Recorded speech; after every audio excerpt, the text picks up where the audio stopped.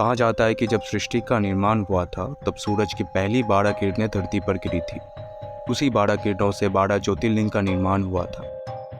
मध्य प्रदेश के उज्जैन नगरी में स्थित बाबा महाकालेश्वर मंदिर के ज्योतिर्लिंग भी सूरज के पहली 12 किरणों से निर्माण हुआ था। जहां बाबा महादेव भक्तों को दक्षिण रूपी ज्योतिर्लिंग के रूप में दर्शन देते हैं, जहां बाबा महाकाल के दर्शन के लिए भक्तों की भीड़ लगी रहती है, जहां पर चिता की भस्म से की जाती है महादेव की आरती, जहां पर कोई भी राजा या मंत्री रात के समय रुक नहीं सकता, जहां पर साल में सिर्फ एक बार एक दिन के लिए खुलते हैं भगवान का दरवाज़ा।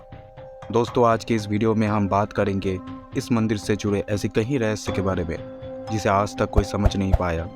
तो वीडियो के साथ बने रहिए और चैनल को लाइक, शेयर और सब्सक्राइब ज़रूर करें।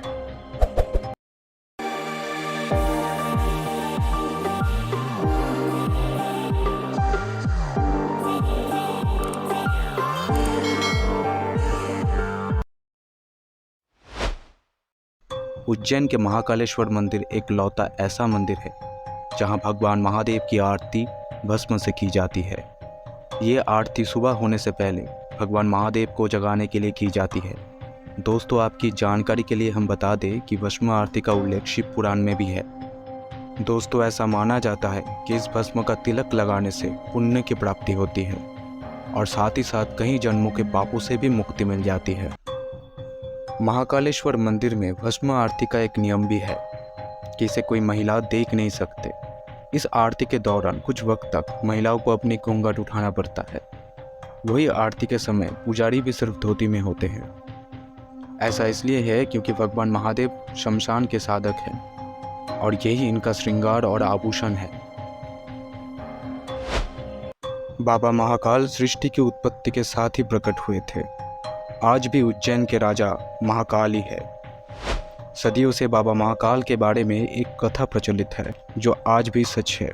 पहले किसी भी राजा को बाबा महाकाल की नगरी उज्जैन में ठहरने की इजाज़त नहीं थी।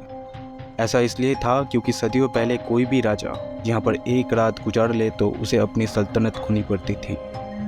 आज भी प्रधानमंत्री और मुख्यमंत्री रात के समय में उज्जैन में नहीं ठहरते हैं। उदाहरण के तौर पर आपको बता दें कि एक बार भारत के चौथे प्रधानमंत्री मोरारजी देसाई उज्जैन में गए थे बाबा महाकालेश्वर मंदिर के दर्शन के लिए। उन्होंने एक रात उज्जैन में गुजारी थी। उसके अगले दिन ही उनकी सरकार गिर गई। और एक बार कर्नाटक के सीएम वाईएस येडियुरप्पा भी उज्जैन में गए थे बाबा महाकालेश्वर मंदिर के दर्शन के लिए। उन्होंने भी एक रात उज्जैन में गुजारी थी। उसके ठीक 20 दिन के अंदर उन्हें अपने सीएम पद से इस्तीफा देना पड़ा था।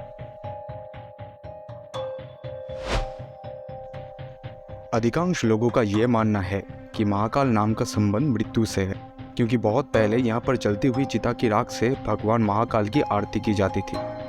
लेकिन ये बात पूरा सच नहीं है। इसके पीछे दो कारण है। पहला, काल का मतलब मृत्यु और समय दोनों से है और ऐसा माना जाता है कि प्राचीन काल में पूरी दुनिया का मानक समय यहीं से निर्धारित होता था, इसलिए इसे महाकालेश्वर नाम दिया गया है। दूसरा, भगवान महादेव दूषण नामक असुर का संहार करने के लिए काल के रूप में अवंती नगरी मतलब आज के उज्जैन नगरी में प्रकट हुए थे। इसके बाद नगर के निवासियों के अनुरोध पर महाकाल यहीं पर स्थापित हो गए। ये समय यानी काल के अंत तक यही रहेंगे, इसलिए भी इन्हें महाकाल कहा जाता है। दोस्तों, उज्जैन मंदिर कहीं रहस्य से भरा हुआ है, जहां एक ऐसा दरवाज़ा है जिसे बाबा महाकालेश्वर की अनुमति के बिना कोई खोल नहीं सकता और अंदर प्रवेश नहीं कर सकता। बाबा महाकालेश्वर मंदिर की सदियों पुराना एक ऐसा दरवाज़ा है जो चांदी से बना हुआ है। मंदिर में स्थित इस दरवाजे को खोलने से पहले पुरोहित और पुजारियों को प्रतिदिन बाबा महाकालेश्वर की अनुमति लेनी पड़ती है। शयन आरती के बाद जब बाबा महाकाल को आराम करने के लिए सुला दिया जाता है तब दरवाज़ा बंद कर दिया जाता है। उसके बाद फिर सुबह इस दरवाजे को खोलने के लिए बाबा महाकाल की अनुमति लेनी पड़ती है।